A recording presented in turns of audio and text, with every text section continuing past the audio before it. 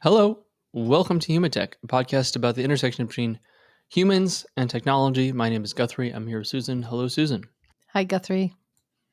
We are continuing our multi-part A series never-ending series. on taking AI seriously. We will. I'll blow through the preamble. Just a couple quick things to keep in mind in case you haven't listened to some of the prior episodes. And then, Susan, I hope that you are able to do a lot of the talking today. I've been doing a lot of. I've been doing a lot of the This talking. is a warning. Just a Now that we're on air, you tell me this. Well, Okay. that's true. So a quick recap: we have identified 5 steps in the AI, LLM, whatever process or levels of importance, I guess maybe is the good way to describe it. Level 1 was the most basic, which was sort of stupid entertainment. We called it maybe frivolous uses, avatars, story generators, paintings of yourself. One step up from that is AI being used as super high-end task automation. So generating presentations, social media posts, little scripts for, marketing videos, that kind of thing. And what happens is that each time the capabilities of the AI reach like a really high level on one step, people realize that they can start making money with it or using it in other creative ways, and it bleeds into the next step. So, for example, if you have the super high, if you have an AI that at a really high end for task automation can generate social media posts and do come up with the notes for a presentation or that kind of thing. Well, if it's really good at that, then you start getting into step 3, which is where we currently are, which is AI doing stuff that experts used to do, but the expert is still involved. You had a very good example of this, which is doctor looking at a X-ray of the lungs to find pneumonia. Traditionally, a doctor would be like, "Is that shadow? What is that?" You could have an AI agent look and do a much, looking closely and sort of determining what it thinks maybe are the results of that. But the expert, the doctor, is still there, sort of working alongside the agent. Yep. Another way to think about it for level 3 is sort of like a junior in your field, a junior colleague, right? Someone who just joined the team this year, right? Just graduated college. So a little fresh, going to make some mistakes, doesn't really understand how everything fits together, doesn't know all the shortcuts and tips and tricks and stuff, but technically can do the job.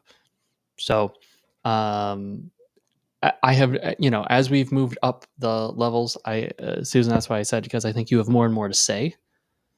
I talked a lot in the lower levels, but I think sort of as we move up, things get more interesting for you. Well, and that's because, I in this series that we're doing, there's lots of people doing podcasts about AI.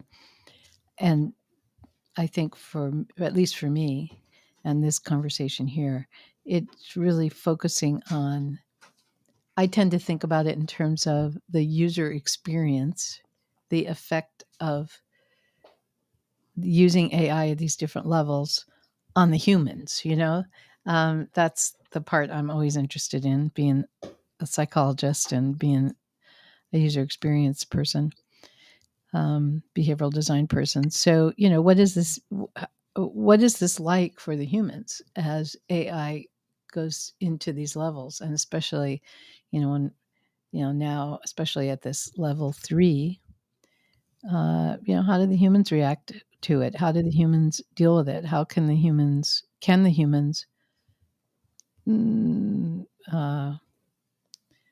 get used to it and use it in a way that's actually useful or not? And what are the bumps and what are the transitions that we're seeing and we're going to continue to see as we go through these steps.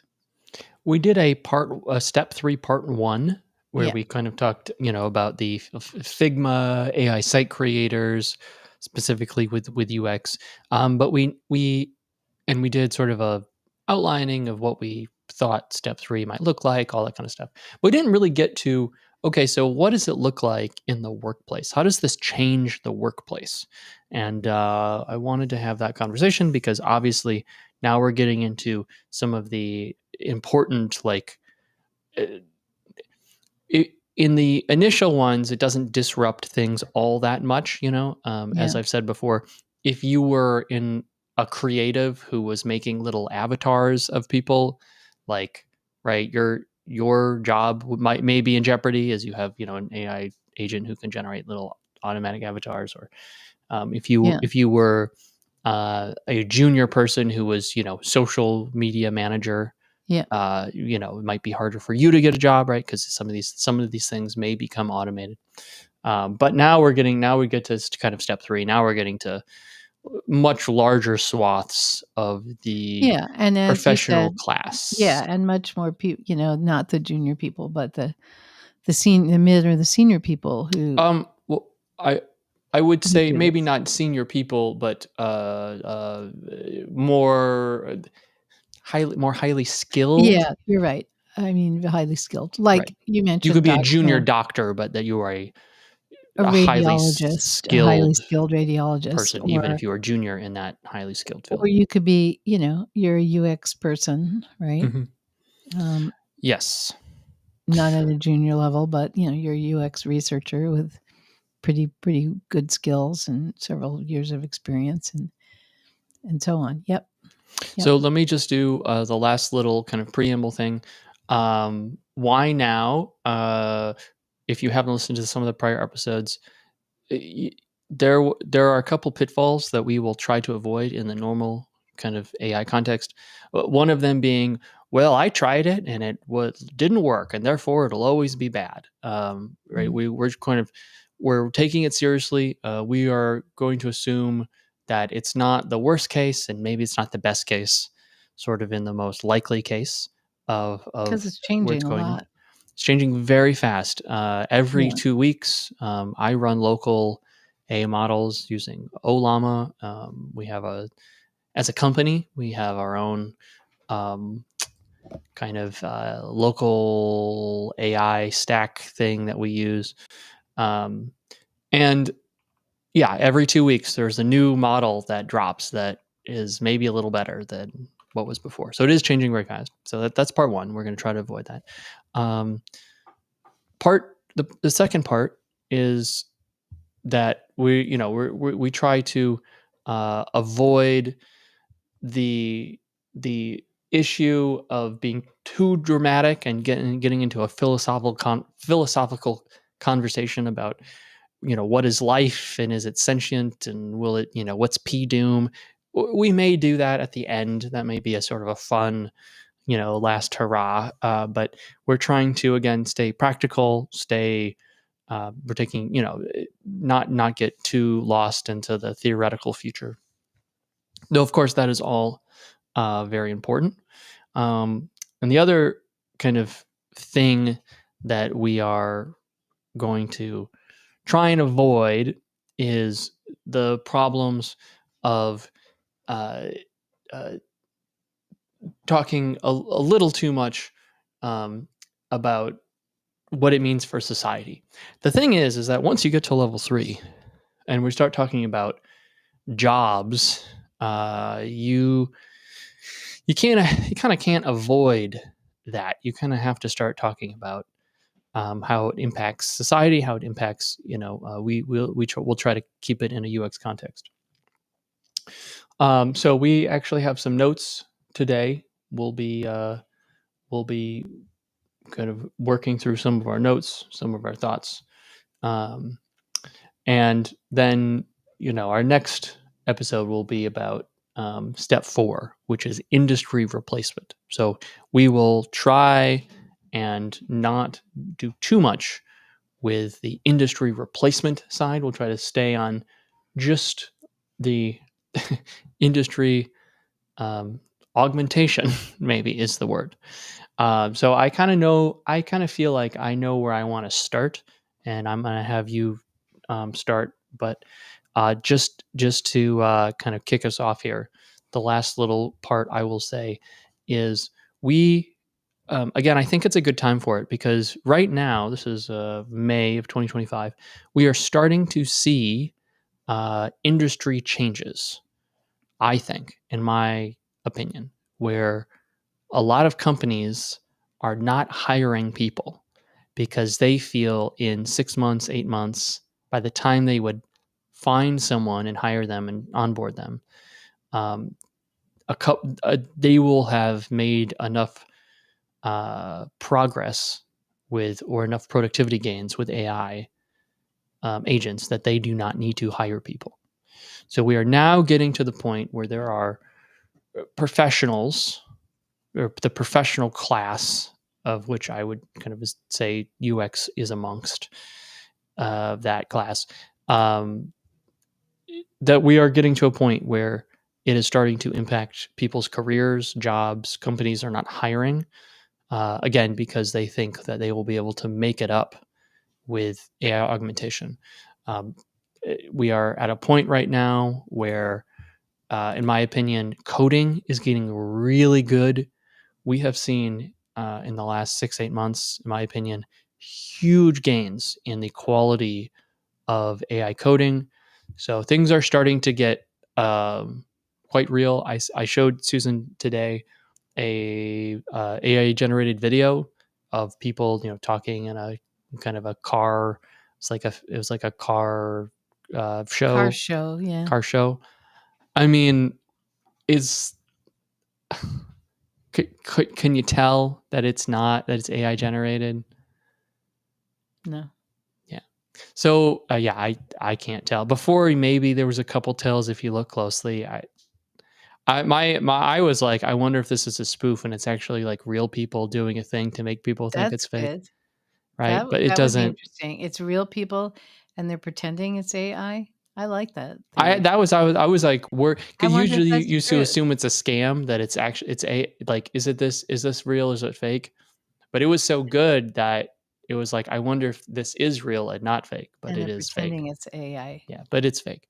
So we're kind of getting to a point where again, we can start taking this stuff seriously, and it's going to probably impact a lot of people. So that's all my preamble. I want to get Susan. I want to get you on the mic here, and I think a good place to kick things off is for you to talk about starting to incorporate AI agents within the workplace and how people will start to work with potentially a colleague that is just that is an AI agent, is a model, and I think maybe a good place for you to start is to talk about trust and to talk about then transition. So I don't know where you want to start. I don't know if you have a preamble where you want to set things up, but I will Um, let you go. yeah, you know, I struggle with this, Guthrie, to be honest with you,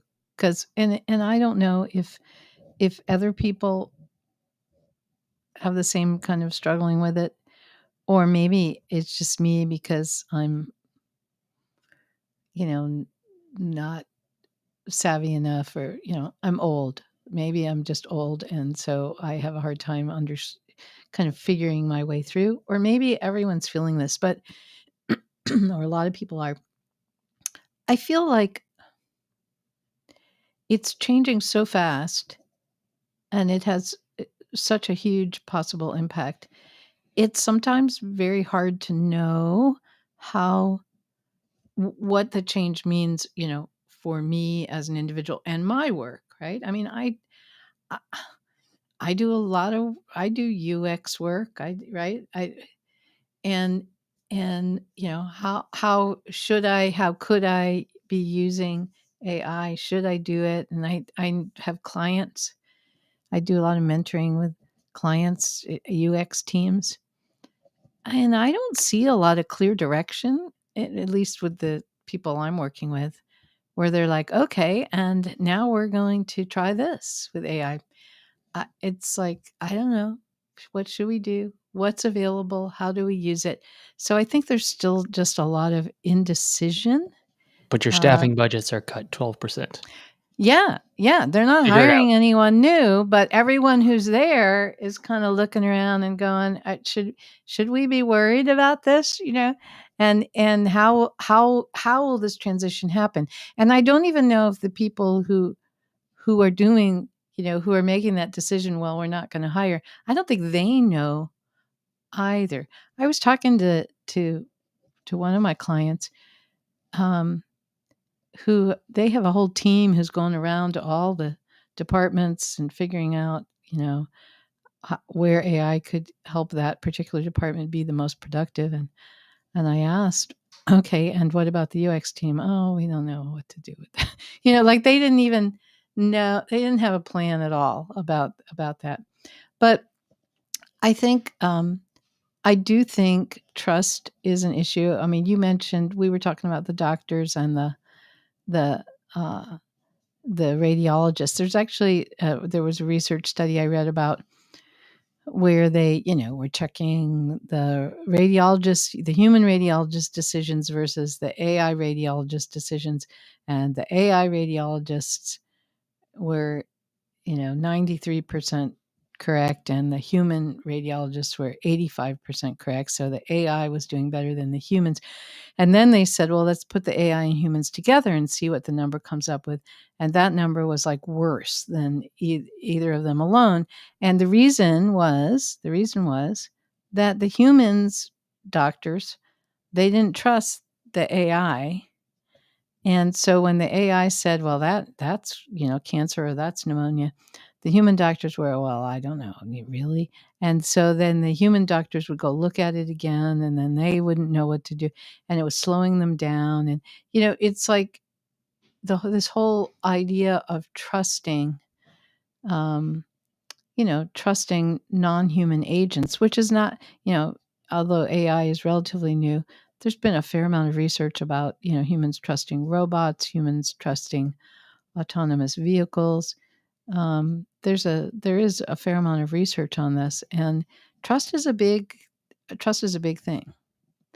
And so as you start to make this transition in your organization or in your department, what do you do to make sure that you're dealing with whether the humans trust? And as we know, Guthrie, there is, there's reasons to be concerned, right?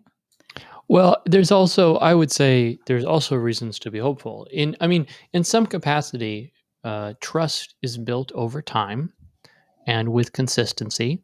And you could imagine if you were a doctor and there was you know, a young 20 something who it's their first month on the job, Yeah. as a doctor, right? Like if I'm some senior doctor, I'm not going to trust them. They're looking at an x-ray. Like I'm not going to trust their diagnosis.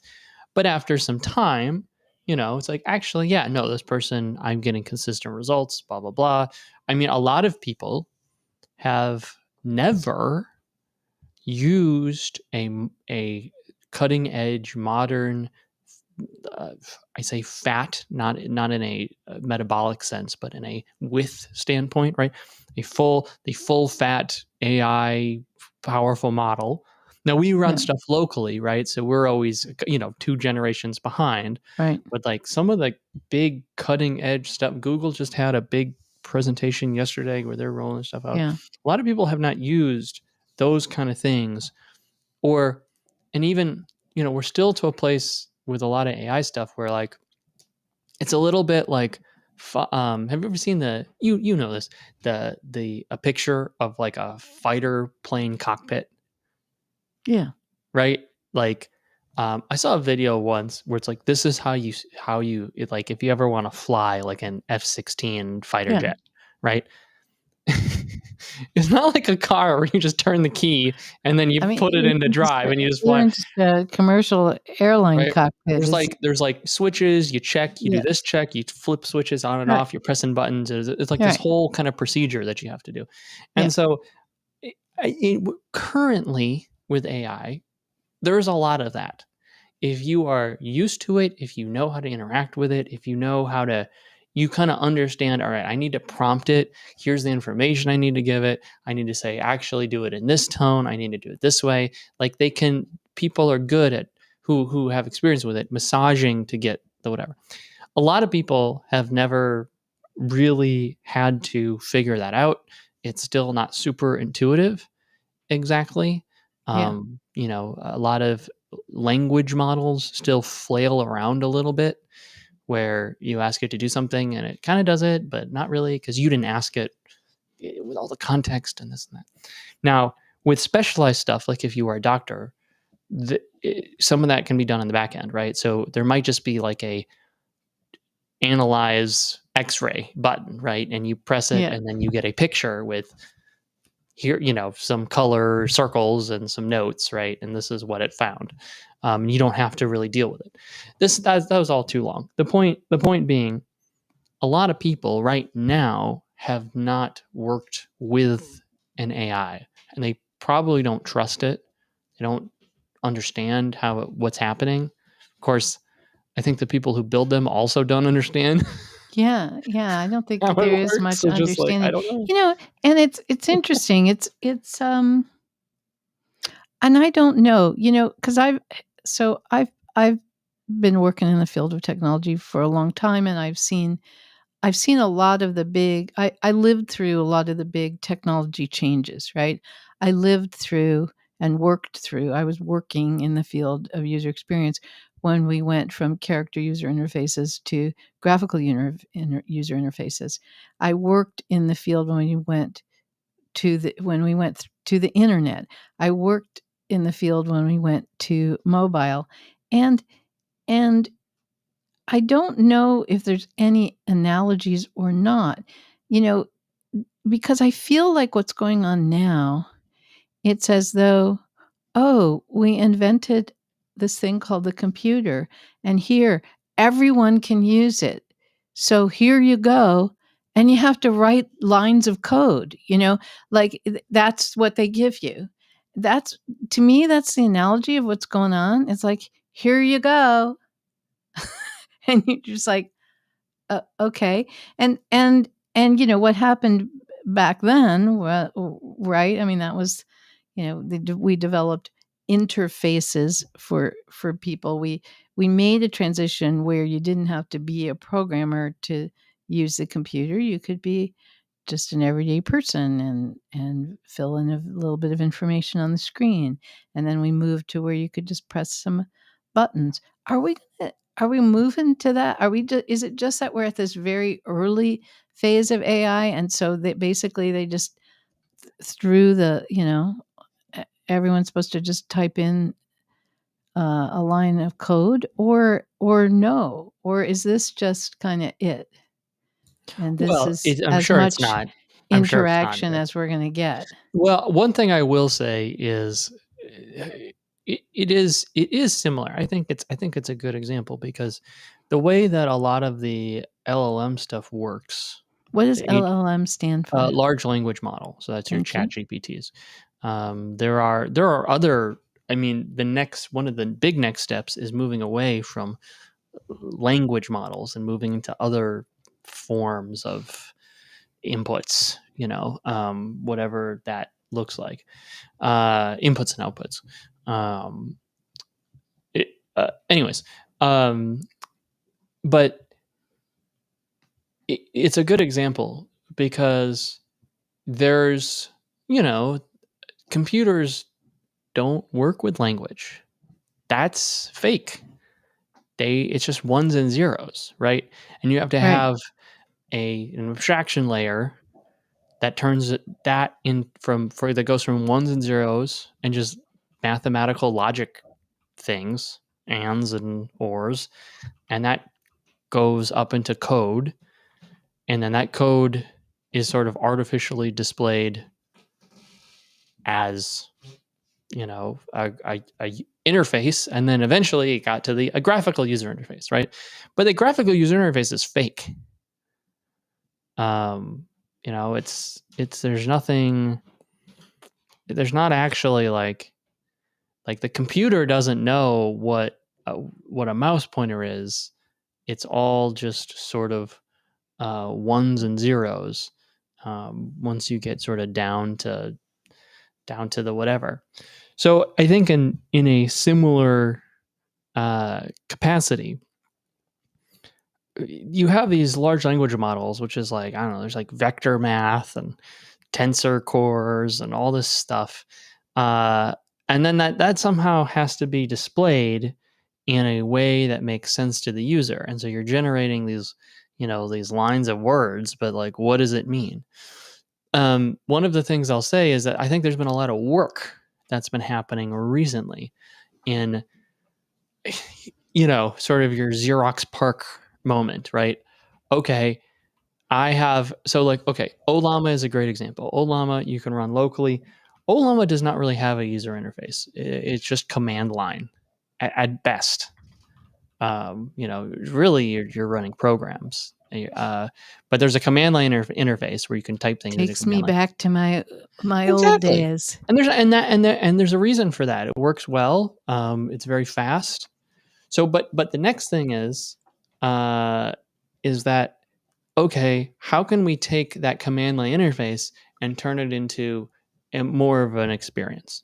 And so, there's a program I use called OpenWebUI, which does exactly that. It takes Ollama and takes your command line interface and turns it into a chat bot. So is this going to go, if we just look ahead a little bit, does this mean we will just get to the point where, I mean, I think it's a really interesting question. I'm sorry, my brain is thinking too fast for the talking I'm doing.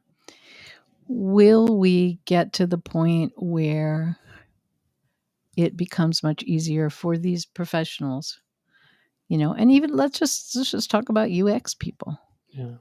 So, it's an interesting question about if you were going to have an assistant, a helper, a really smart helper, another expert that you could rely on. How do you want to interact with them? What would you say to them so that they could just go do a bunch of the work for you? Would you talk to them? Okay, well, see here, this is perfect, because the biggest problem, in my opinion, with AI in the workplace is knowledge and institutional memory. So the reason that an experienced person is more valuable is because they know everything. They know that, that they did that there was a UX research study that we did 2 years ago in which we interviewed these right. users, and we had some insights, and they were pretty good, and they might be relevant to what we're doing now. Insights are not on our team. You got to go talk to the business data That's team. right. They're the ones who that have that business information. team has that, and Dominic worked on that, and I think it's all in a Miro board, or it might be in Confluence. Go call Dominic, and he'll be able to tie you in, and you'll see the relevance that has for the research you're about to do. Or even in a more junior sense, right? Okay, so we are currently doing a UX research study. Yeah. And we have recorded all of the sessions on Zoom calls that are recorded at usertesting.com. And then there's transcriptions of that, but we don't really use the transcriptions, and they're stored somewhere on our server. And then what we do is we took that knowledge and we made an Excel document based on it, and we did all, summarized all of our information. And we took those summaries, we had a brainstorming session in Miro board. And so that's really where that's outcome, where the real work was done. That's where the real work is in Miro. And then we'll put that into a presentation. And then we made a PowerPoint of it, right? So the humans, and so this how is do true, the humans tell? So assuming there's an AI, not assistant, but expert, okay, because we're at level 3. that there's an AI expert that can do that. How do I interact with that AI expert to tell it to do all of that? I don't have a good answer. Well, no, I'm That's serious, what I want to right? know. Because really what you need is you need that AI agent to know all the things. And in order to Yeah. know all the things, either one, you have to have some sort of project memory, right? So you could Yeah. imagine a situation where I know nothing. I'm an agent. You could talk to me about bowling or UX or whatever. It's like, okay, Right. we're working on a UX project. And then the person who's working with that person is, here's the 10 files you need. Yeah. And the AI agent could analyze the files and put it all together. Okay, Yeah. so that's Yeah. like version one is like kind of booting up what you need and giving it what you need. Version two is the the AI is hooked up to your OneDrive account, Yeah. right? And it can And scan can go all the files find in the all the files. Yeah. there are For you. problems with that. There's security problems, there are coding problems that have to be overcome. There's memory, there's search, like it's blah blah blah blah blah. I'm not going to say that they're not going to be overcome. I'm not saying that. But But it's it's it's not necessarily fast and easy at this point. yeah, and they're certainly making obviously some, progress. Like obviously Microsoft is working on this problem and like literally every single organization would be incredibly valuable if you had an AI agent who could look at every file and every email that the organization ever made and like put things together and organize stuff and did all that tedious stuff with the mountains of data that people have been collecting for forever. But once you do collect it, blah blah blah, and ethics and all this stuff. So So do you um, think that will happen, or you're not sure that will happen? it feels like it has to. There's too much. Like that's where the value is, at least for an organization, right? Like if let's just say you're a hospital, right? Like there is a value in looking at having some giant server AI with access to tons of resources. Be like, here's every medical record we have. Like, figure out what our deficiencies are, right? It's like, oh, hey, room 116, there are like outcomes are 15% worse in this room. Like, why is that? Because like the outlets are not in the right spot, or, it's something like that. Um, or, analyze like these 4,000 x-rays. And here's the results, right? And here's our error rate. Like, what did we miss? How can we improve? Um, look at uh, at the utility information for our server farm and analyze the water flow of every single valve and every single pipe and figure out where things are gonna could be more efficient. um so I mean, yeah, that's that is the biggest, like, in a lot of ways that's where the meat is. Yeah, is organizing that huge data. But once you release um an AI agent into that, that's a really big disruption. So it's sort of like there's a lot of opportunity for um, potential gain and a lot of opportunity for potential problems. So it is a tricky spot to be in. There is no doubt that at least on an organizational level, people want to do it. In a personal level, this is hard. All the like the little personal devices that they a couple months ago people were trying to roll out, where it's like you'll have an AI agent that's literally watching your every move with a camera and analyzing everything in your life, and that's people seem to not like that, or at least a large section of people, they find it maybe more creepy than cool. But at least in terms of the workplace, I feel like you have to do it. So that I think that's the biggest.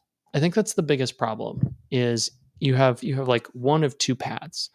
Path number one is the organization sets it up so the agent knows everything, but that's really hard to do.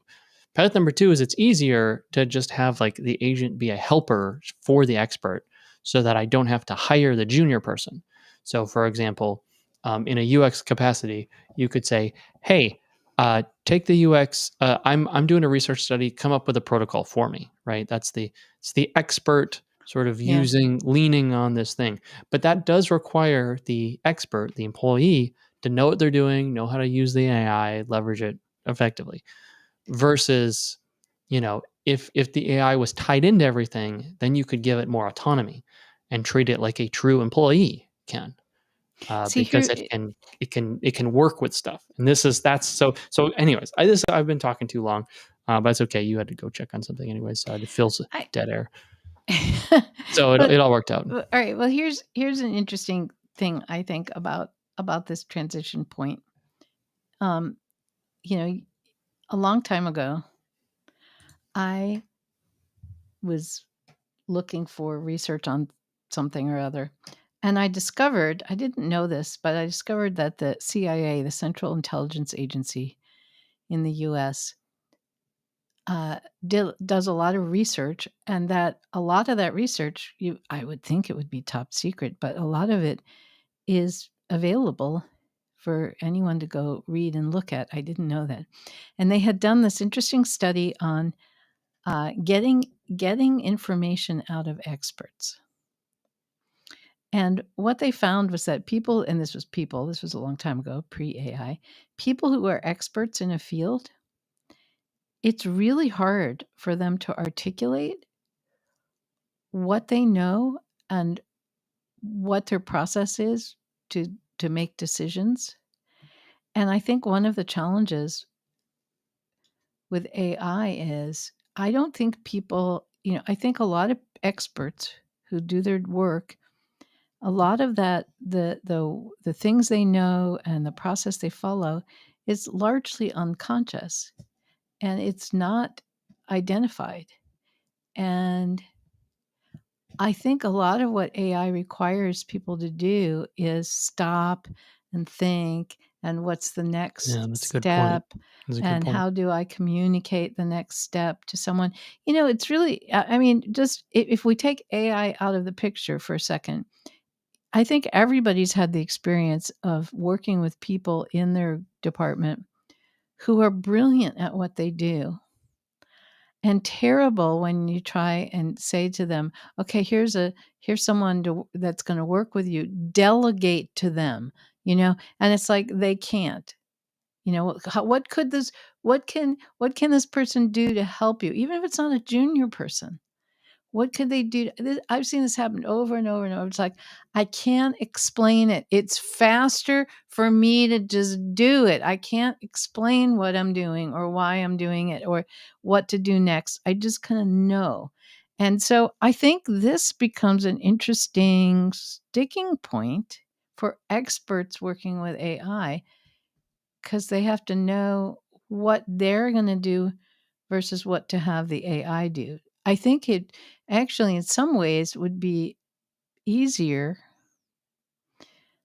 to just, I don't want to say this, but just replace the expert and have the AI do the whole thing. But someone still has to tell Well, yeah, the AI you've been how to do chomping it. at the bit to get to level step 4 for No, I forever, don't which want is to get, no, industry I don't replacement. want it. I don't want to No, get no, to no, step 4. not in real life, but to talk about it, because this I is don't know. you're excited to talk about that. No, no. I'm actually excited about step 3, except I don't know how to overcome these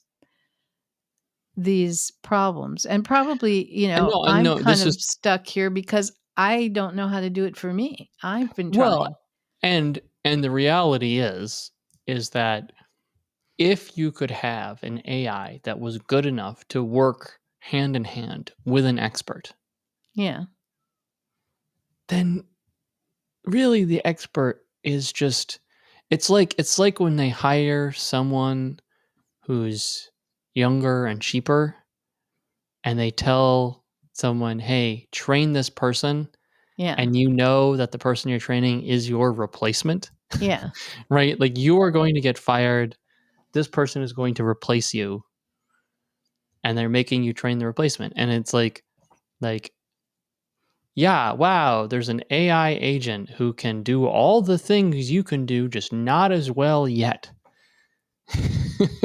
Right? It's like, okay, right? Like what obvious, like it's pretty obvious that like at at a certain point there'll be an uneasy piece, right? Where I'm productive, the AI is making me more productive. You know, all the ads about AI are great. It's, oh, look at all the productivity. But like the end game is that the AI is cheaper than me. So the AI is just going to replace me and get rid of my job. And that makes, like, to circle back to your beginning, the trust part interesting. Because why would I use this agent, set this agent up, set up this whole system and get it working perfectly? That just makes me irrelevant. Like Yeah. I am setting this agent up that will take my job. Yeah, and that's a different trust issue. But Okay. it is a trust issue. Yeah, so I think but although I guess I would think at this point, to me, the biggest problems at in this step 3 are the two that we've talked about a lot, which are that people don't actually consciously know what they do to get their work done. And so therefore it's hard to even figure out what to give to the AI helper. And also that what you said about organizational memory, which I think is just huge, huge issue. So yeah, I don't know, Guthrie. I'm not sure. So do you think? How do you think we get past this, or does AI just roll over those concerns and and go to the next level, and it's like we're left in the dust going, but wait, we have this problem. Yeah. Yeah. And you know, people who are working in these industries, they are the front line, What you do you know? mean? In much the same way that the UX industry was the front line for a lot of the dark pattern stuff, and it's like design is where rubber meets the road, and like it is the employees who are doing the work product who are in the trenches now. And like what is the point? You know, like if you're using an AI agent, let's get rid of the profit thing. When I talked about in a previous episode, I talked that like about who was going to win in the profit motive. Yeah. And on one hand, you could see it's like a limit in math where it sort of it starts kind of in the middle and then it suddenly veers off to one side. So I don't know if it's going to veer off to one side or the other. So on one hand, you could say, you know, Meta and Google and Apple and all these big companies, they have all this money. And with all the money, they can buy the best hardware. And with the best hardware, they can make the best models. And so they're just going to have, it's going to be a tremendous consolidation of AI where you'll have to run through some, you know, open AI or whatever. Mm. And so you could see it suddenly zoom into kind of walled gardens and, you know, giant kind of, you know, corporations that have like, you know, trillions of dollars in revenue because they've just replaced all employees on earth, you know, right? Right. Like it's like, yeah, what's the market? Like every single programmer, you know, 90% Yeah. of of all money being paid to programmers. On the other hand, there's this whole AI open source movement, and the smaller models are getting really good. And we've gone that route, right? Where why would we pay some company just to farm our data when we can just run a local model? And maybe it's not as good yet, but like it's like 3 to 6 months behind, right? Like it's not, you know, it's not like it's like terrible, you know. And if we just wait a couple months, like we're basically there, pretty close to cutting edge. And so you could see it sort of zooming the other way, where actually all the AI is going to be open source and it'll all be run locally because it'll get good enough to run on a graphics card, and that'll just be that. And like, You'll have some nonprofit whatever that's doing the new training, or whatever. It doesn't really matter. So you could envision, if it zooms off in the local LLM model, okay, then we can forget about the profit motive, and companies then can just deploy this thing, and it's functionally free. It's basically free. You have to pay a little bit for a little bit of hardware, but like, even at this point, I mean, you can run a pretty good model for maybe So yeah, $1,000. So it's like $1,000 an employee. So okay, so what do you do with the employees then? You need some. There are some, there's going to be lots of kinks to work out, and this and that. And some industries, as I've mentioned before, like coding. Imagine if you had double the programmers. I think almost every organization would find things for those programmers to do. Now, are Right? you at 4x, level 10x. 4? Well, that's the problem with level 3 in the workplace. Is that it bleeds into level 4? It's so fast, right? Like at a minimum, what you're doing is you're replacing junior level staff. So all the junior UXers, who I very much feel for, there already were very few junior UX jobs, and now there's going to be even less, because like, why would we hire? We are, every organization, we don't care about UX. They don't. Most companies just do not care. It's like the bottom of their list. It's like 10 rungs below the HR department. They just just don't care about UX at all. And so wait, why would we even spend to hire junior UX people and have to train them and this and that, when we can just hire like a senior person, and then it's like having 3, agents who can do the work, and then we just move on. So in some ways, level 3 is replacement, but like for the juniors. And this is okay. This is where I'm getting depressed. Yeah, well, this is the problem, and this is why this is why I can't finish my point, because there doesn't seem to necessarily be a good way out, right? Like, where is the when you have AI agents in the workplace that are displacing junior level people, where's this sort of kumbaya, we're curing cancer, like everything will be okay, like version of things? Or like, companies will be so productive that they'll have so much money that like it won't matter, because there'll be enough money that they could hire all these other people, because they'll be just like, it's like, so I have a question for you. It's like $1,000 to replace a junior level employee. I have a question for you that is, sorry for this soliloquy. That's all right. No, but I have a question for you that's tangential. Yeah.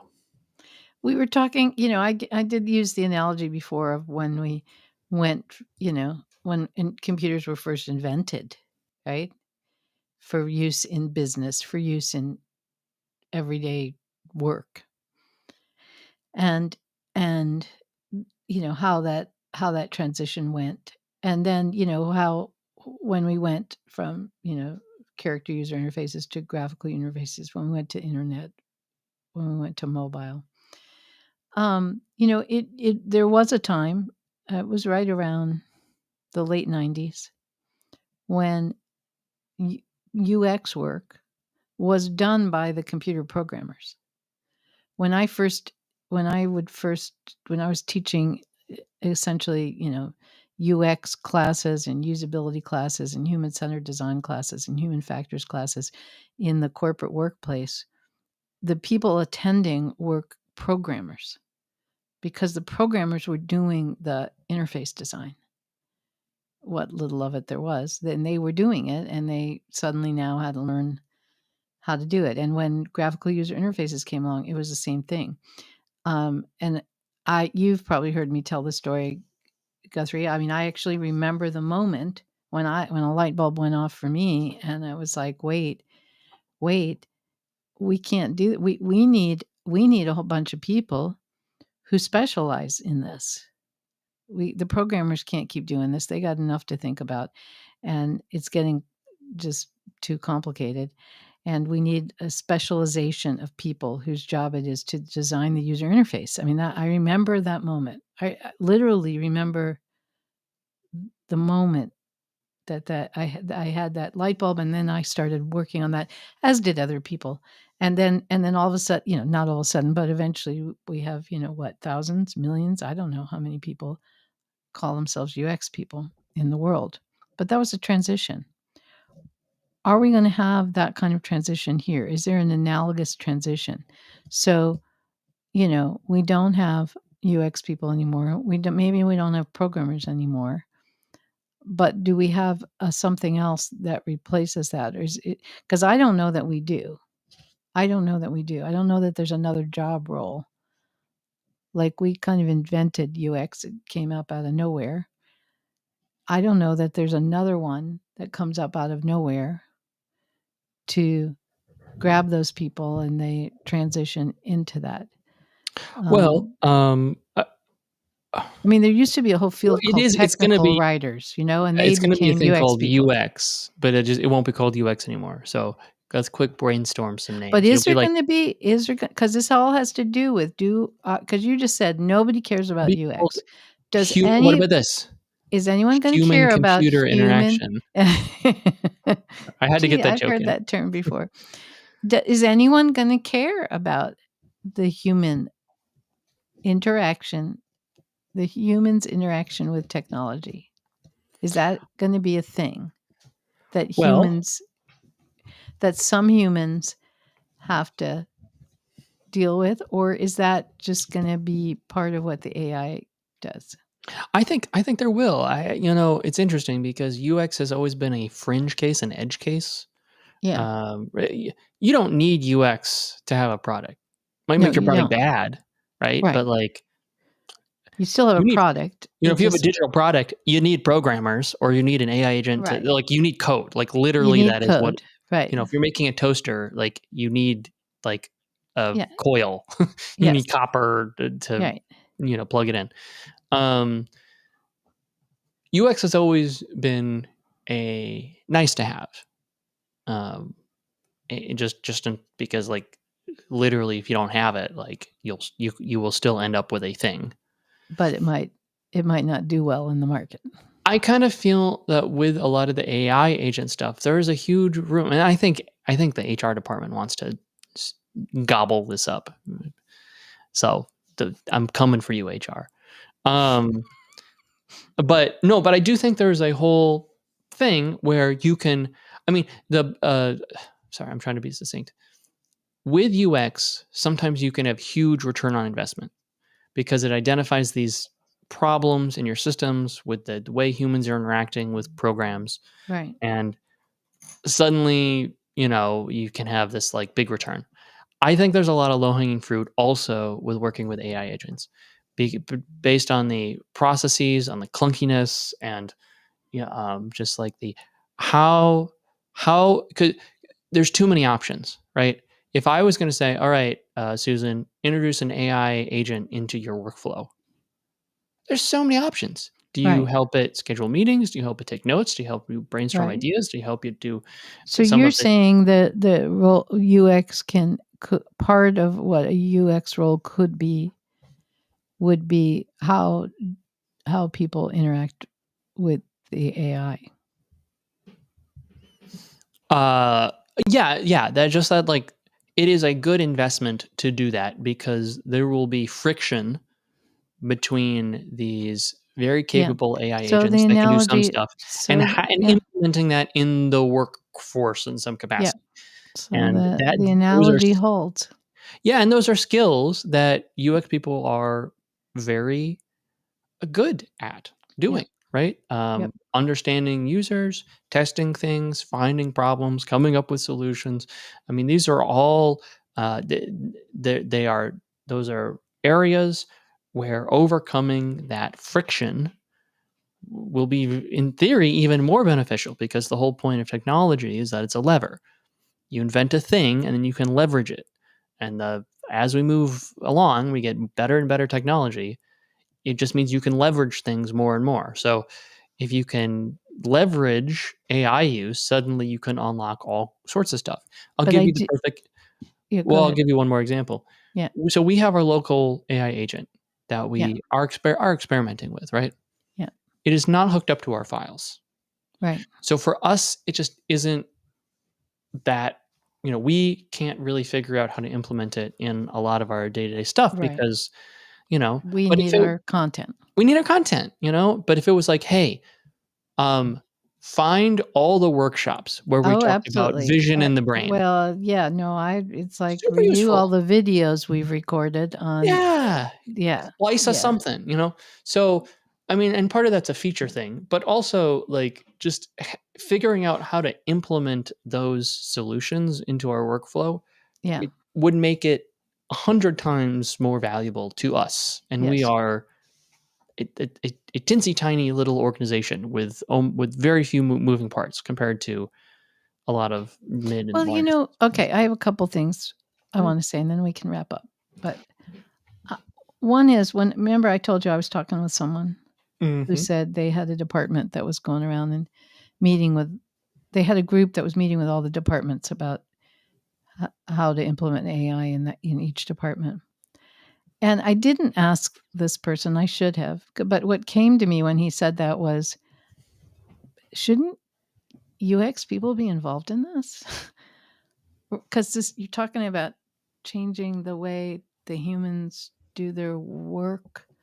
Who Yeah. knows about that better than the UX people of Yeah. mapping out, here's what they do now. I mean, this is what we do. Here's what people are doing now. Now we have this new technology. Here's how they could do it with the new technology. I mean, to me, that's what we've always done.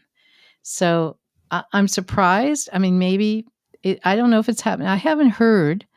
So if anyone out there is part of a UX group that is part of a team that is going around to other departments helping them figure this out, let me know because We're I still haven't heard UX we're people still a little being early. We're involved in still that I think we're still a couple months away away from. because so if you are thinking about putting together a team to figure go find some UX people and put Yeah. them on the team. So that's one thing. Then the other thing I wanted to mention to you was I hope you remember it is on video somewhere.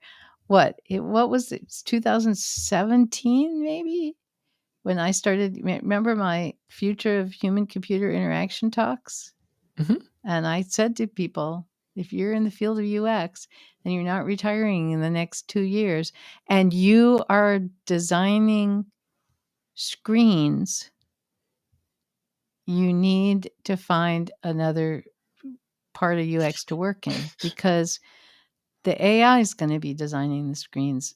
We're not going to be designing them anymore. So I said that in 2017, which was not that early, but I did say it. And I remember people being like surprised to have me say that. Now nobody would be surprised.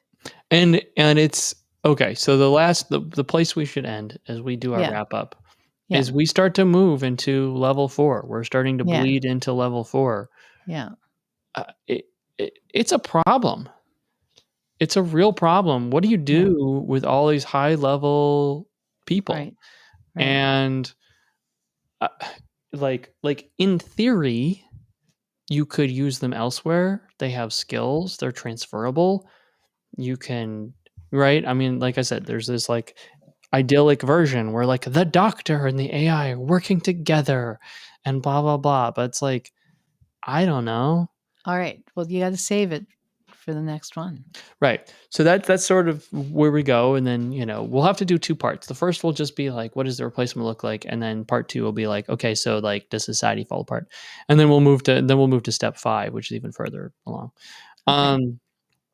But the it to put a bow on this kind of talk is there are two things I'll say.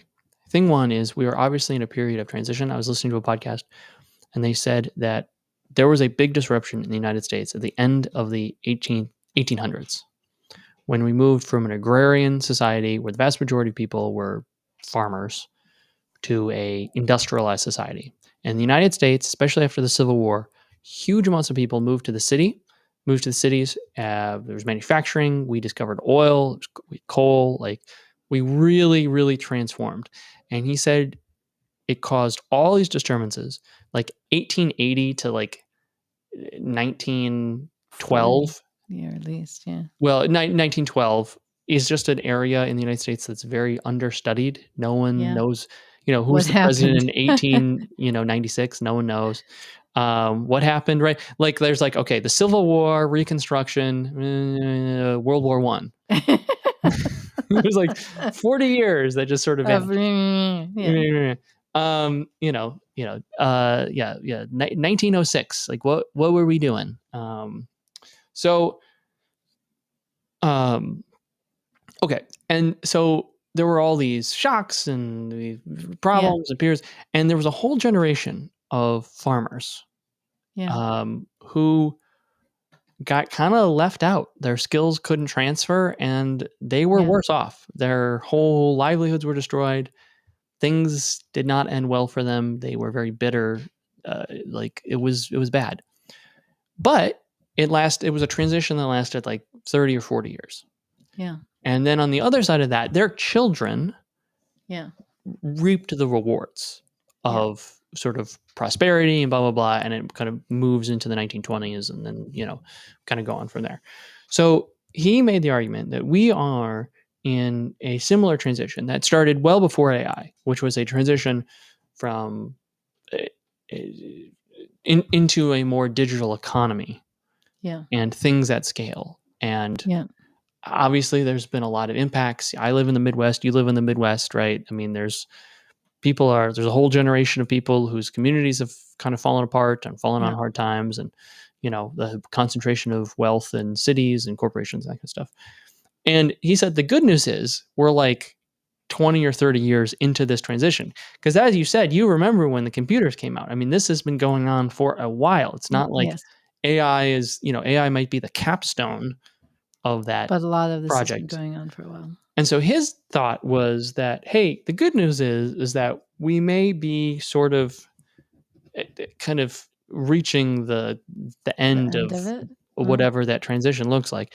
The bad news is that, there might be a whole generation of people who were used to making screens by hand or whatever, right? And doing accounting. Maybe that's a bad example. I'm trying to think of like other, software programmers or whatever it is. And they probably won't recover, and that'll just be that. And you might have to look to their kids to like get to the whatever. Next So, so it's possible that we're just in one of those big transitions, and it's possible that AI becomes very political.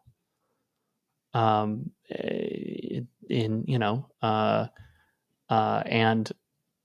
the last point I'll say in this particular spot is, if you look at manufacturing and you look at the most productive manufacturing companies, there's this really interesting graph for the United States that I saw, where if you're not that productive, you don't hire a lot of people. There's not very much productivity per worker, and you don't have a lot of workers. And as you scale those factories, it kind of moves on up, right? So you think of like some plant with lots of lines, and it becomes very efficient, right? And the productivity per worker moves up with the number of workers you have at a factory. And then in the United States, once you get to like $80,000, $90,000 productivity per worker, the number of people working at a factory falls back off. And so the most productive factories in the United States don't have a lot of workers, right? And you think about advanced assembly lines and robots moving cars, and so it's just interesting bell curve where you start very inefficient with few people, you get more and more with more people, and then it falls off. And it's possible that we are going to start seeing the same thing in a digital space, where You have, if it's a small little company with not a lot of people, you're not that productive. And we kind of grow and grow and grow. But then for like the companies that are the most productive, Yeah. they're like, we have all these huge opportunities. Let's invest in those. Yeah. And we don't need a bunch of people to like People. be designing Yep. screens or whatever. So that's our thoughts. Thanks for walking Okay. through. Is there anything else that you feel like you need to talk about level 3? No, I don't think Okay. so. All right. Well, we'll jump to it in level 4. All Thanks, right. then. Thank you, Guthrie. Thank you. Talk later.